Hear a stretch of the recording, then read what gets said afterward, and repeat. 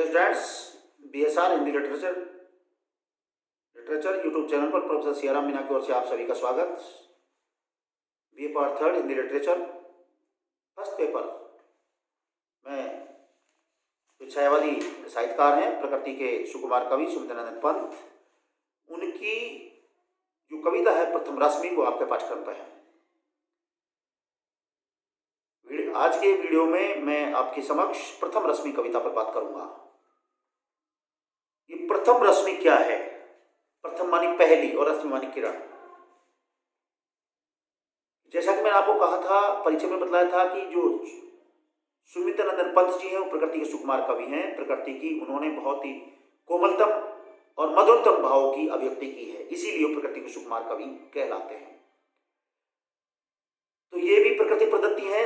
यहाँ जो प्रथम किरण है वो सूर्य किरणों से लिया गया है, अर्थात सूर्य की वो स्वर्णिम किरणें जैसे ही इस धरती पर अपनी छटा बिखेरती हैं तो रात्रि के बाद उषाकालीन वेला में सूर्य की उन स्वर्णिम किरणों का क्या प्रभाव पड़ता है, क्या क्या गतिविधियां संचालित होती हैं, क्या क्या हलचल होता है, उन्हीं से संबंधित इस कविता में वर्णन किया जा रहा है। आप देखिएगा, सुनिएगा। प्रथम रश्मि का आना रंगिणी, तूने कैसे पहचाना, कहाँ कहाँ है बाल व्यंजनी, पाया तूने ये गाना। साहित्यकार यही कहना चाहते हैं कि जैसे ही सूर्य की पहली किरण इस धरती पर आने वाली होती है, उषाकालीन बेला आने वाली है, वैसे ही इस धरती पर पक्षी चहकने लग जाते हैं। यानी प्रातःकालीन बेला होने का संकेत हमें पक्षियों के चहचहाट से महसूस होता है या आभास होने लगता है। तो साहित्यकार उसी से प्रसन्न करता हुआ कहता है, उसी एक पक्षी को संबोधित करते कहते हैं कि हे पक्षी, प्रथम रश्मि का आना रंगिणी, हे रंगिणी, रंग प्रदान करने वाली, रंग से भरी हुई, आनंद प्रदान करने वाली, रंग से भरी हुई है एकमात्र पक्षी चिड़िया, आपने धरती पर सूर्य की पहली किरण आने का एहसास आपको कैसे हुआ या आपने कैसे पहचाना? तूने कैसे पहचाना, अर्थात तूने ये कैसे जाना कि अब सुबह होने वाला है और धरती पर उषाकालीन वेला में सूर्य की पहली किरणों की स्वर्णिम छटा बिखरने वाली है। इस बात को आपने कैसे पहचाना?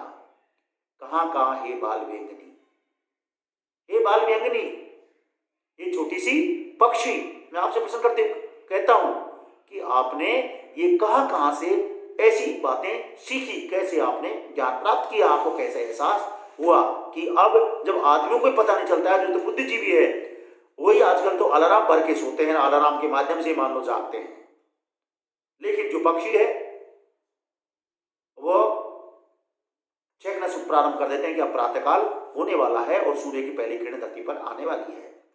तो उसी से सवाल करते हुए सुमित्रानंद पंत जी कहते हैं कि ये बाल व्यंजनी, ये छोटे से पक्षी, कि आपने चहकना प्रारंभ कर दिया कि अब सुबह होने वाला है, सूर्य की पहली किरण आने वाली है, इस बात को आपने कहां से सीखा है? मैं आपसे सवाल करता हूं। पाया तूने ये गाना, अर्थात तू प्यारी प्यारी आवाज में चहकना शुरू कर देती है। तूने ये बहुत ही मधुर और प्यार भरा गाना कहां से गाना सीखा है? किसने बतलाया है तुझे?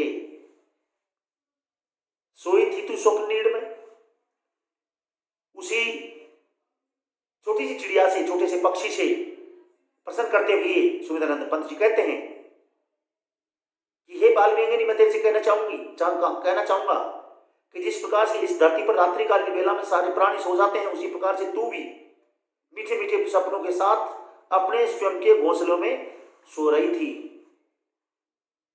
स्वप्न नीड़, अर्थात नीड़ मानी घोषणा, मीठे मीठे सपनों के साथ अपने घोंसले में सो रही थी। पंखों के सुख में छिपकर, अर्थात अपने पंखों को चुपचाप फैला करके तू मीठे मीठे सपनों के साथ अपने घोंसले में सो रही थी।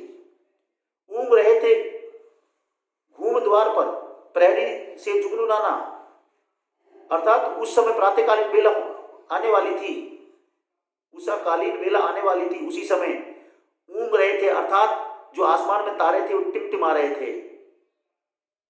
भूमि द्वार पर वो ऐसे लग रहा था जैसे पूरी रात्रि भर कोई प्रहरी पहरेदार, जो प्रहरी माने जो पहरेदार पहरा देता है, सुबह जैसे होता जाए पूरी रात वो जाग करके पहरा देता है, और जैसे ही रात खत्म होने को है, सुबह होने वाला है, तो वो अर्ध निद्रा वाली स्थिति में आ जाता है, ऊँघने की स्थिति में आ जाता है।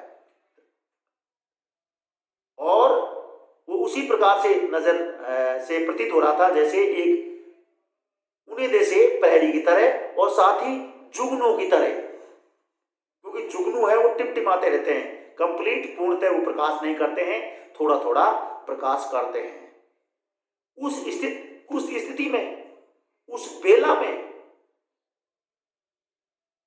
अर्थात जब तू मीठी मीठी नींदों में सोई हुई थी, आसमान में तारे जुगनू की तरह टिमटिमा रहे थे, उसी तरह टिमटिमा रहे थे जैसे प्रहरी पूरी रात को पहरा देता है, उसके बाद सुबह होता आता है तो वो भी अर्ध निद्रा में किसी स्थिति में रहता है। तो उस स्थिति में भी तू एकदम कैसे जागृत हो गई।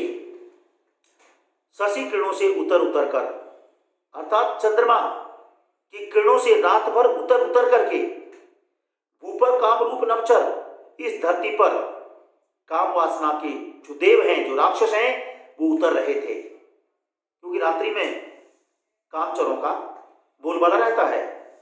नवचर आसमान में विचरण करने वाले जो थे, चूम नवल कलियों का मृदुमुख, अर्थात वो छोटी छोटी नवकलियों का मुख चूम कर रसपान कर रहे थे, सिखा रहे थे मुस्काना, अर्थात वो कलियां जैसे सूर्य की पहली किरण पड़ी, प्रथम रश्मि का आगमन हुआ, तो इस धरती पर जो छोटी छोटी कलियां थी वो धीरे धीरे खिलना प्रारंभ हुई, सिखा रहे थे मुस्काना, अर्थात उस कलियों का जो खिलना था वो मानव संपूर्ण धरती को एक जागृति का संदेश दे रहे थे, एक मुस्कुराहट का संदेश दे रहे थे कि आप हंसते हुए बैठे हो जाइए, जाग जाइए, जागृत अवस्था में आइए, चैतन्य अवस्था में आइए। स्नेहहीन तारों के दीपक, स्नेहहीन, यहाँ साहित्यकार ने स्नेहहीन दीपक क्यों कहा है? क्योंकि अब रात्रि समाप्त होने वाली है और प्रातःकाल होते ही सूर्य दिन होने वाला है, तो इस समय तारे बुझे हुए दीपक की तरह टिमटिमाते हुए नजर आ रहे थे, इसलिए उनको साहित्यकार ने स्नेहहीन तारों के दीपक, स्नेहहीन अर्थात प्यार से रहित टिमटिमाते हुए दीपक की तरह उनको साहित्यकार ने उपमित किया है। श्वास शून्य के तरु के पास, अर्थात श्वास शून्य, एकदम जो पेड़ों के पत्ते थे वो भी एकदम चुप थे, उनमें भी कोई हलचल नहीं थी, पात मानी पत्ता, अर्थात पेड़ों के सारे पत्ते भी बिल्कुल एक चुप शांत मौन स्थिति में थे। विचर रहे थे स्वप्नावली में, केवल एक ही काम था कि संपूर्ण सृष्टि में सभी प्राणी मीठे मीठे सपनों में डूबे हुए थे। अवनी मानी पृथ्वी, तमने था मंडप ताना, और क्या था? अभी संपूर्ण धरती पर अभी अंधकार का ही आवरण फैला हुआ था, आवरण था। कूक उठी सहसा तरुवासिनी, लेकिन अचानक ही तरुवासिनी अर्थात पेड़ों में निवास करने वाली ये छोटी सी बाल व्यंगिनी या तरुवासिनी कहा है उसी पक्षी को अब साहित्यकार ने, अर्थात ये छोटी सी बाल व्यंगिनी स्वरूप तरुवासिनी, पेड़ों में निवास करने वाली, पेड़ों की शाखाओं के ऊपर निवास करने वाली, तू सहसा यानी एकाएक ही कूक उठी, अर्थात चहचहाने लगी, और इस बात का संपूर्ण धरती के प्राणियों को ये संदेश देने लगी कि अब प्रातःकालीन होने वाला है, आप सभी जागृत अवस्था में आइए, गा तू स्वागत का गाना, अर्थात हे तरुवासिनी, तूने प्रथम किरण के आने के लिए एक तरह से चहकते हुए, कूकते हुए एक तरह से स्वागत गाना प्रारंभ किया।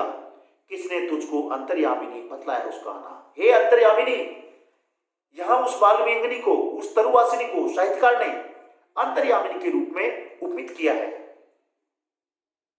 अंतर्यामिनी की उपमा से सुशोभित किया है, और उससे साथ ही सवाल किया है साहित्यकार ने कि आपको उस सूर्य की पहली किरण का इस धरती पर आने का संदेश किसने दिया, या तेरे को किसने जानकारी दी? एक तरह से तू तो हमारे लिए अंतर्यामिनी की तरह है।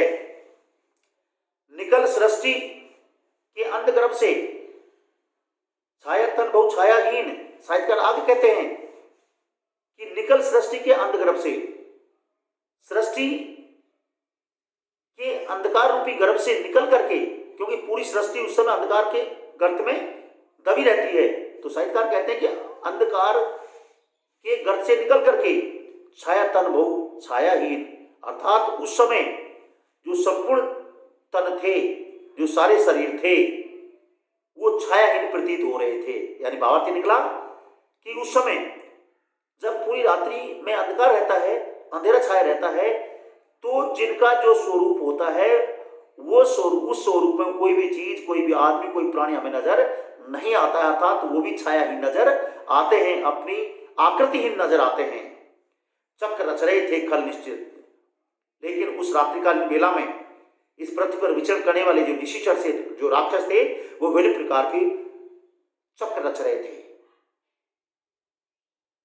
चला भूख टोना माना, और उसी समय हे बालव्यंगिनी, तेरा कूकने का वो टोना, वो जादू चल पड़ा, और उसका असर ऐसा हुआ कि सारी प्रकृति को ये एहसास हो गया, प्रकृति पर निवास करने सारे प्राणियों को एहसास हो गया कि अब प्रातःकालीन बेला आने वाली है, इसलिए हमें बैठे हो जाना चाहिए। आपने सभी को जागृत अवस्था की ओर आने का संकेत दे दिया था। छिपा रही थी मुख शशि बाला, निशी के श्रम से हो श्रीहीन। इतना ही नहीं, मुख शशि बाला अर्थात चंद्रमा के समान मुख वाली जो बाला थी, वो मानो अपने मुख को छुपा रही थी। क्यों? निशी के श्रम से हो श्रीहीन, अर्थात रात्रि के समय उस चंद्रमुखी नायिका ने मानो भयंकर परिश्रम झेला था, और उसी परिश्रम के झेलने के कारण वो श्रीहीन कांतिहीन नजर आ रही थी। कमल क्रोड़ में बंदी था अली, कमल क्रोड़ अर्थात कमल पत्ते की गोद में, क्रोड़ मानी गोद में रसपान का लोभी व भौरा पूरी रात भर बंधक बना रहा। इस भौरे के माध्यम से साहित्यकार ये कहा है कि इस प्रकृति पर जो जीव है, जो प्राणी है, विशेषकर मनुष्य, ये सभी काम वासना की गोद में पूरी रात भर बंद रहते हैं। जैसे ही प्रातःकालीन वेला आती है तो ये प्राणी अपनी काम क्रोध रूपी गोद में से बाहर निकलते हैं। कमल क्रोड़ में बंदी था अली, अर्थात वह भौरा कमल पत्र की गोद में रसपान करने की वजह से पूरी रात भर बंधक बना रहा।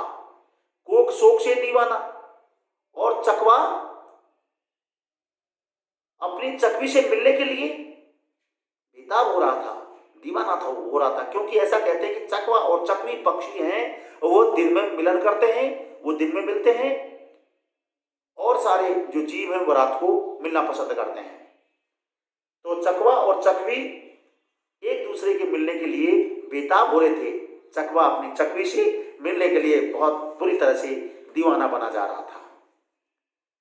मूर्छित थी इंद्रिया स्तब्ध, साहित्यकार आगे कह रहे हैं कि उस समय सभी प्राणी गहन निद्रा में सोए हुए थे, यानी सभी एक तरह से मूर्छित स्थिति में पड़े हुए थे। क्योंकि प्रातःकालीन बेला में लोग, सारे प्राणी लगभग मीठे मीठे नींदों में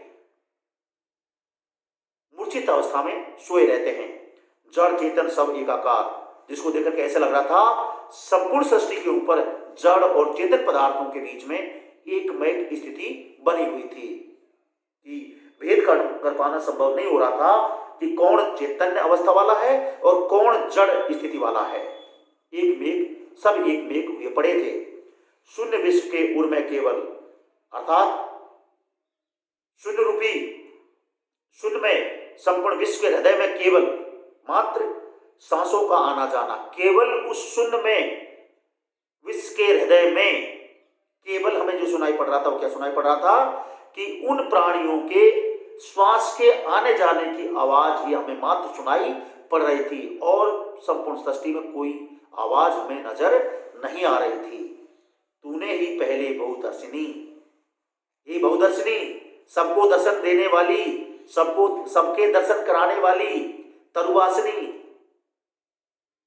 बाल विहंगिनी, हे पक्षी, तूने ही सबसे पहले क्या किया गाया जागृति का गाना, अर्थात इस सृष्टि में जागृत अवस्था पैदा करने का भाव तूने ही पैदा किया, तूने संपूर्ण सृष्टि को जागृत अवस्था, चैतन्य अवस्था प्रदान की। श्री सुख सौरभ का नवचारिणी, हे नभ में विचरण करने वाली ये पक्षी, श्री सुख सौरभ अर्थात श्री से युक्त सुख प्रदान करने वाली, और सौरभ यानी रव अर्थात सुगंध बिखेरने वाली, का नवचारिणी, हे नभ में विचरण करने वाली, गूथ दिया ताना बाना, हे बाल विहंगिनी, हे तरुवासिनी, तूने ही दर्शिनी नवचारिणी, तूने ही मानो इस सृष्टि पर एक तरह से श्री का यानी सौंदर्य का, सुख प्राप्त करने का, सुगंध बिखेरने वाला एक तरह से तूने ताना बाना गूंथ दिया था, निर्माण कर दिया था, प्रारंभ कर दिया था। निराकार तम मानो सहसा ज्योति पुंज में हो साकार। आगे साहित्यकार सुमिंदर पंत जी कहते हैं कि निराकार तम मानो सहसा, कि एकाएक ही इस धरती पर अंधकार जो फैला हुआ था वो एकाएक धीरे धीरे हटता जा रहा था। अचानक ज्योति पुंज में हो साकार, अब तक संपूर्ण सृष्टि जो अंधकार में आवरण से ढकी हुई थी वही सृष्टि एक आकार एक साथ ही, जैसे ही सूर्य की पहली किरण इस धरती पर पड़ी तो वही सारी सृष्टि एक तरह से अचानक ही प्रकाशमान हो उठी, साकार हो उठी, अर्थात जिसका जैसा रूप छवि थी वह वैसा ही हमें दिखने लगा। बदल गया जगत जाल में, और ऐसा लगा कि एक तीव्र जाल में ही, तीव्र जाल के साथ ही ये संपूर्ण जगत एकदम बदल गया। धर कर नाम रूप नाना, अर्थात जैसे प्रातःकालीन बेला हुई कि जगत एक झटके में बदल गया, अर्थात जिसका जो नाम था वो हमें उस नाम के हिसाब से दिखाई देने लगे।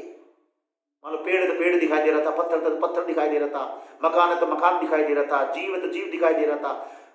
तो इस प्रकार से प्रातःकालीन वेला होते ही, सूर्य की पहली किरण पड़ते ही यानी संपूर्ण सृष्टि हमें स्पष्ट रूप में अपने जो जो आकार है, जिन जिन नामों से पुकारी जाती हैं चीजें, वस्तुएं, सजीव निर्जीव जो भी हैं, वो हमें उन्हीं रूपों में दिखने लगी।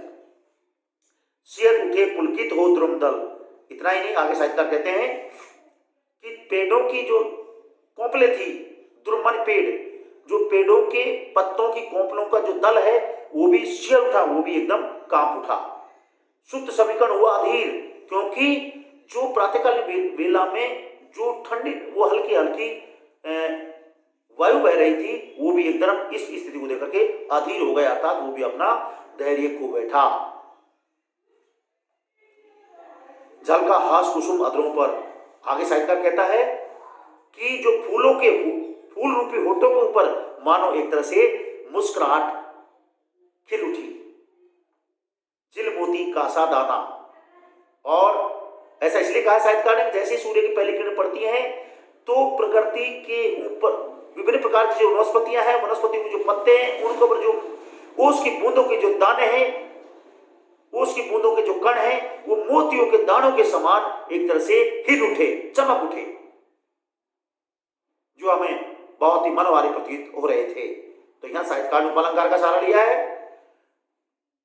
खुले पलक फैली स्वर्ण छवि, साहित्यकार कहते हैं कि मानव को देखकर के ऐसा लगा कि संपूर्ण सृष्टि नहीं अब अपनी पलकें खोल ली हैं, फैली स्वर्ण छवि, और जैसे ही सूर्य की पहली किरण के साथ संपूर्ण सृष्टि पर, संपूर्ण वनस्पति पर स्वर्णिम आभा वाली छवि ने अपना प्रभाव जमाया, प्रभाव फैलाया। खिली सुरभि संपूर्ण सृष्टि महक उठी, डोले मधुबाल, और फिर छोटे छोटे भौरे के छोटे छोटे भौरों के बच्चे इधर से उधर डोलने लगे, गुनगुनाने लगे, गुंजार करने लगे। स्पंदन कंपन और नवजीवन, और स्पंदन कंपन अर्थात संपूर्ण सृष्टि में एक तरह से हलचल सी उत्पन्न हो गई। स्पंदन कंपन, स्पंदन हलचल उत्पन्न हो गई, कंपन उत्पन्न हो गया, और नवजीवन, और संपूर्ण सृष्टि पर एक तरह से नवजीवन का संचार होने लगा। सीखा जग ने अपनाना, और जग ने क्या सीखा, संपूर्ण संसार के लोगों ने क्या सीखा कि एक दूसरे को उस समय स्वीकार करना प्रारंभ कर दिया था। प्रथम रश्मि का आना रंगिणी, हे रंगिणी, हे बाल व्यंगिनी, हे तरुवासिनी, हे दर्शिनी, हे नवचारिणी, हे छोटे से पक्षी, आपने प्रथम रश्मि का सूर्य की पहली किरण का आने के विषय में कैसे पहचान की? तूने कैसे पहचाना? अर्थात मैं आपसे यही सवाल करता हूं कि आपने कैसे पहचाना? कहां कहां हे बाल व्यंगिनी पाया तने स्वर्गिक गाना, अर्थात स्वर्गिक आनंद की अनुभूति करने वाला तूने ऐसा अद्भुत गान जो तूने गाया, अर्थात अपनी कूकना प्रारंभ किया, चहकना प्रारंभ किया, ऐसा स्वर्णिम स्वर्गिक आनंद का एहसास करने वाला बहुत ही मधुरतम आवाज वाला गाना तूने कहां से सीखा? अर्थात तुझे किसने बताया कि अब सुबह होने वाला है और आपको फिक्स है, जरा सा भी कोई अंतर नहीं आता समय में, आपको नियमित रूप से उसी समय प्रातः कूकना प्रारंभ कर देती हैं या चहचहाना प्रारंभ कर देती हैं, चहकना प्रारंभ, जो कलरव ध्वनि है वो करना प्रारंभ कर देती हैं। आपको ये किसने सिखाया? तो साहित्यकार ने, या ऐसा लगता है साथ ही साथ प्रकृति का मानवीकरण किया है और प्रकृति का अलंकारिक शैली में बहुत ही मनोहारी, और साथ ही ऐसा लगता है कि जैसे उस बाल व्यंगिनी के माध्यम से साहित्यकार ने एक तरह से हमारे अंदर रहस्यवाद की भावना का भी जन्म दिया है, कि भाव भी प्रकट किए हैं। इस प्रकार से सुविधानंदन पंत प्रकृति के सुकुमार कवि, जिनकी एक कविता प्रथम रश्मि थी, इस पर मैंने अपना व्याख्यान दिया, इस पर अपन ने अनुसरण किया। उम्मीद है आप सभी को ये कविता बहुत पसंद आई होगी। इसके भावों को, इसकी व्याख्याओं को प्रोफेसर सियाराम मीणा के द्वारा जो व्यक्त किया गया है उसको आप सुनेंगे। आप सभी को इस व्याख्यान के बाद बहुत बहुत धन्यवाद। प्रोफेसर सियाराम मीणा को दीजिए इजाजत।